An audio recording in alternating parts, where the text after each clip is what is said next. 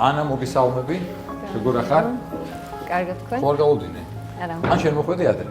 4 წლის ასაკში შევედი მაკამახარაძის საბალეტო სტუდიაში. ამ სამყაროთი რომ მოიწამლები იქ დამთავრებული. ბევრი იბრძოლე? ზედმეტად.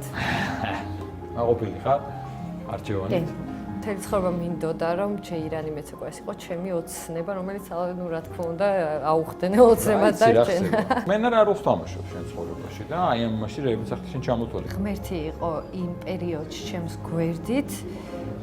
როცა ვიძახდი რომ მეცი რა მოდი ბალეტს თავს დავანებებ. მეუბნებოდნენ კიდევაც რომ შენგან არ დადგება ბალერინა.